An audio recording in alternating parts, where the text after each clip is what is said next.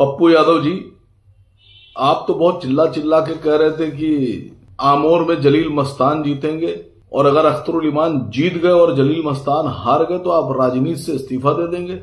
अब तो जलील मस्तान तीसरे नंबर पर आ गए, हारना तो बहुत दूर की बात है। तो अगर अब आप असल मर्द हैं तो आज शाम को 9 बजे से पहले पहले आप सांसदी से भी इस्तीफा दे दीजिए, राजनीति से भी इस्तीफा दे दीजिए, और फौरन आप हिंदुस्तान की राजनीति से आउट हो जाइए, क्योंकि आपने ही कहा था कि हम इस्तीफा दे देंगे सियासत से अगर अख्तरुल इमान जीत गए। बीजेपी की बी टीम बनकर के आप हमें धमकाओगे? हमको जिस दिन जाना होगा मैं चला जाऊंगा। रिजाइन रिजाइन की बात करते हो? कौन डरने वाला है तेरे जैसे लोगों से? मुझे बात मत बताओ, मैंने कभी आपका सम्मान अपमान नहीं किया है, लेकिन पूरी सीमांचल को बीजेपी की गोद में देने वाले हमें मत समझाओ। हमें बात करते हो? मैं तो लड़ूंगा सुप्रीम कोर्ट तक। पूरे भारत में हमेशा कभी ममता बनर्जी को गाली देना, कभी अखिलेश को, कभी महाराष्ट्र में, कभी हैदराबाद बेंगलोर में जाकर आप बात करते हो बड़ी बड़ी। जिंदगी में कभी आप सेकुलर नहीं हो सकते। आपके हॉस्पिटल में 3 लाख रुपया लिए बगैर लाश नहीं छोड़ता है। आप बात करते हो पप्पू यादव से? अरे हर दिन 3 लाख रुपया छोड़वाते हैं 100 को। बहुत हो गया। 2 दिनों से टुच्चे आपके छोटे कुछ टुच्चे लोग रिजाइन मांग रहे हैं। हमें मत सिखाओ। आप क्या करते हो? हमारी सरकार बनने में बाधक हुए।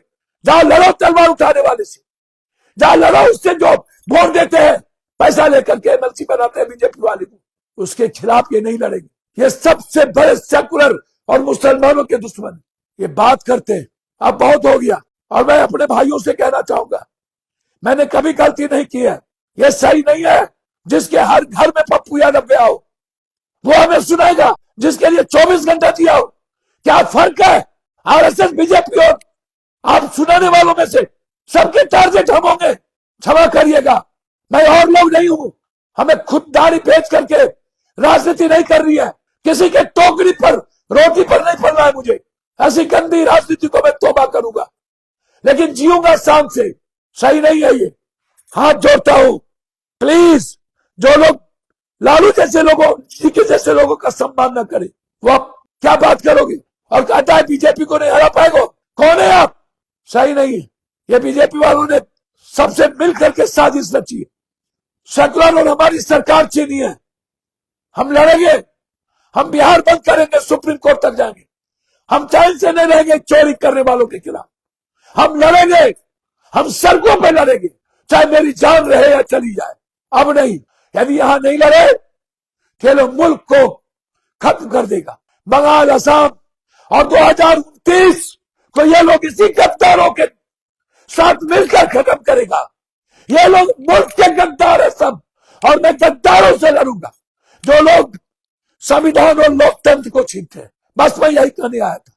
प्लीज मैं हाथ जोड़ता हूं, मैं कभी किसी इंसान से गलती नहीं करता हूं। बहुत बहुत धन्यवाद, नमस्कार।